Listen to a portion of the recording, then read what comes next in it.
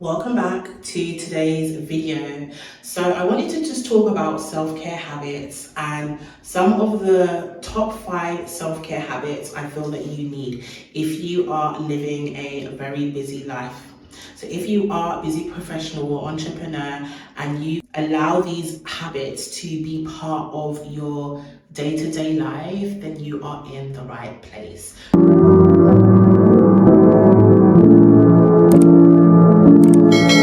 So I'm going to be just sharing some of the habits that really help me and habits that I share with my clients to help them to basically stay on point, stay on track when it comes down to their self-care. So it's not getting left to the wayside. The thing is we have been conditioned to feel like self-care is some sort of reward or it's something that we should be giving to ourselves after we've had a really long day. But that is far from the truth. If you're a busy professional or entrepreneur, I feel like you need to be really strategic with your self-care. It's not that you can't get it in, you just need to strategize. And I know you're already good at this, so it's about also prioritizing it, making it become part of your lifestyle, literally, making it be a non-negotiable. So this is something that you are choosing, that you are deciding to do from now on because you know that you can't pour from an empty cup. Okay, the best leaders, professionals, entrepreneurs are people who prioritize their well-being. That stops you from burning out, crashing, and all the things. We need to be prioritizing our well-being. So the first habit that we are getting into is having a low stimulation morning. It is so important to not just go and rush straight into work. I always say, start the day with you. Pour into yourself first. Even if it's a little bit, even if it's just 5 minutes of journaling or 5 minutes or 2 minutes of deep breathing or actually getting yourself some water, hydrating yourself with something is so important. If you are waking up and you're going straight to your phone, checking your emails, checking all the notifications or missed messages, that is going to already now spike up and keep your cortisol levels up. Your cortisol is your stress hormone, okay? We already wake up with that stress hormone quite high. So that's why I always recommend in the morning that we're trying to do things that are really prepping us for the day and really keeping us as calm as possible. So instead of going straight on your phone or checking your emails, I want you to spend at least like 15 minutes to an hour. So 15 minutes, 30 minutes, or an hour where you're not touching your phone. You can start small and then work your way up. So you can say, okay, for 15 minutes, once I've woken up, I'm not going to touch my phone. And then you can do 30 minutes, then you can do 60 minutes. Like, work with yourself and not against yourself. I'm not going to say 60 minutes. You know, you need to not be on your phone. We want to work with ourselves and not against ourselves. And also, something is better than nothing. Like, something is better than nothing. And remember, these habits is something that we're cultivating. So allow yourself to achieve something. I think a lot of the time we can raise the bar so high and have these really high expectations that we just burn ourselves out and then we're like, I'm not doing that again. So in the mornings, no phones for about 15, 30 minutes and use this time to pour into yourself. So you can make sure that you prep this again the day before. So having your journal ready, having your journal prompt ready, having your cup or your tea out, whether you go for a matcha in the morning, a coffee, some water. I know right now the thing is loaded waters. I'm really loving those, you know, or nice herbal tea, which is definitely my thing. So I would definitely recommend having like a lavender or chamomile tea in the morning to start your day, or a nice green juice or smoothie. Okay, so the second habit is having a cognitive offload or like a midday brain dump. So by the middle of the day, often our energy starts to dip a little bit. So what I would really recommend is, again, taking breaks, taking more breaks than you actually feel that you need. But definitely in the middle of the day, have your break, take your break. Again, use this as some time to do some deep breathing, to change your environment, go out, you know, get some fresh air, go for a walk if you can. open the windows, breathe, take in some fresh air, really just change your environment. But also, this can be a good time that if there's been a lot of tasks, new tasks to do and things like that, or new ideas that have come up for you, you can use this as a time to kind of just brain dump. I always say, have a notepad that is just for brain dumping and things to do lists, nothing else.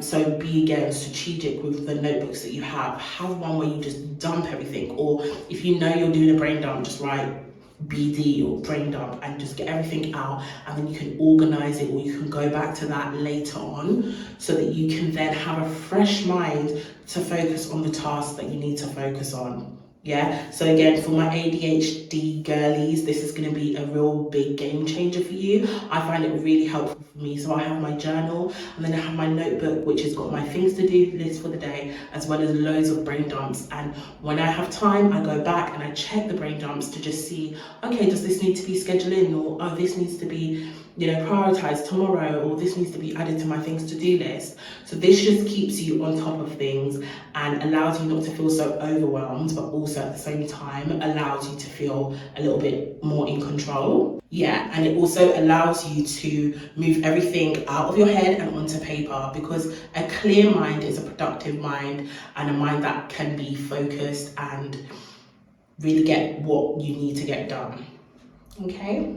And the next habit is somatic transitions. So this is where you are having breaks that really bring you back to the present moment in between different tasks. Okay, one of the reasons why people feel so burnt out by the end of the day or even by midday is because they're not taking enough breaks. So that's what I mean when I'm saying take more breaks than you need, not just the scheduled lunch time. You need small breaks, like 5-minute breaks, 10-minute breaks, 15-minute breaks to just recoup, or even 2 minutes, even 90 seconds. So even if you've got, which I don't really recommend, a back-to-back calendar of meetings for the day, give yourself at least like 2 minutes or a minute and a half for you to do some deep breathing, for you to move your body, because stress builds up in the body physically. So use that time to stretch, use that time to take in some deep breaths, to move yourself around, to walk, to step away from the desk, recoup, reset, and go into the next thing. Okay, you'll be so surprised what just doing some 3 or 5 deep breaths can do for you, especially in between tasks. Okay, so this helps your body to just reset, helps to keep your nervous system regulated. So definitely start doing that,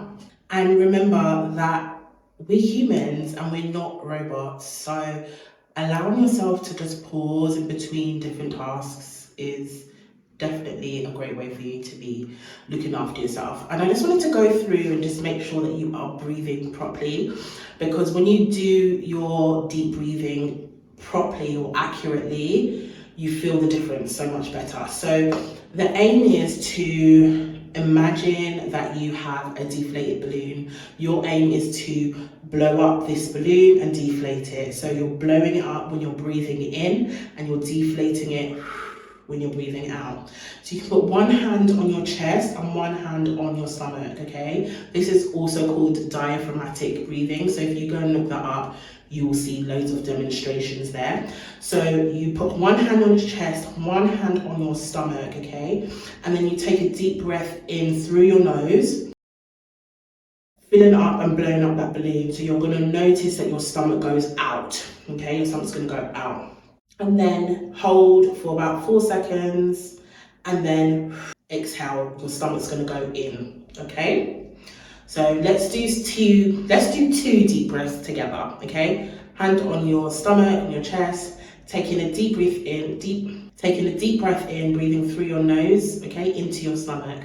Ready? 1, 2, 3. Breathing in, holding, 2, 3, and slowly breathing out until the breath is complete. We'll do one more together, breathing in and slowly breathing out until the breath's complete. Okay, so you can do this until you feel calm. So you can do this until you feel calm, but usually 3 to 5 is sufficient enough. All right.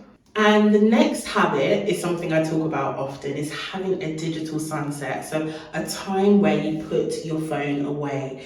It's so important to be very intentional about being still and quiet time, having quiet time for yourself, okay? Where you are able to just be, okay?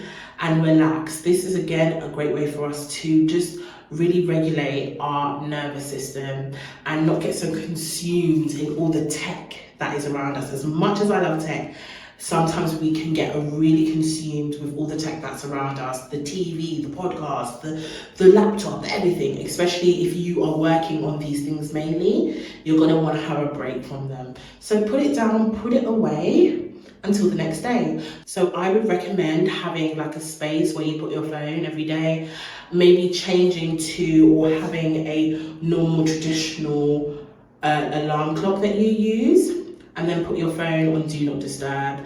And then this is a good time, you know, when you have your digital sunset, to start winding down for the day. So stop with all the tech around, maybe read a book, prepare for bed, put on your PJs, drink your warm tea, or hydrate yourself, or your nighttime mocktail. Really kind of like romanticize this experience, so it's actually something that you look forward to at the end of the day. And this is also a really good time for you to journal and reflect on the day, in terms of what went well, what didn't go well, and what you'll do differently, any lessons that you learned from the day, and you know, set some intentions for the next day. Write your things to do list, do a brain dump, and really wind down and be with yourself. So even if you've had like a really hectic day, you'll find that doing this and having a wind down and having a digital sunset is something for you to look forward to, but also a great way for you to get a good load of self-care in, for you to kind of reset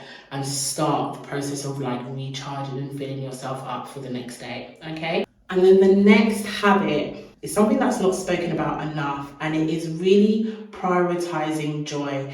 Joy that isn't linked to like any monetization or anything like that.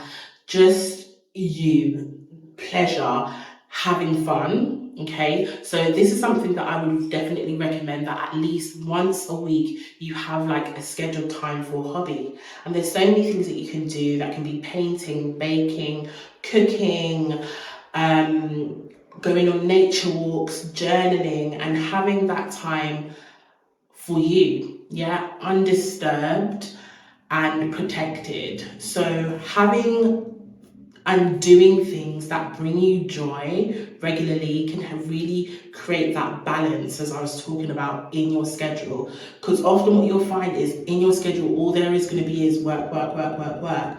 But what we want to do is we want to break that up with like relaxation, self-care, and joy. And when we have those in our schedule, we're actually having an outlet to release and get out any of that stress that we might have built up over time from the work that we might be doing, and allow again fun and joy and pleasure, as well as relaxation and self-care. That's how you get balance in your schedule.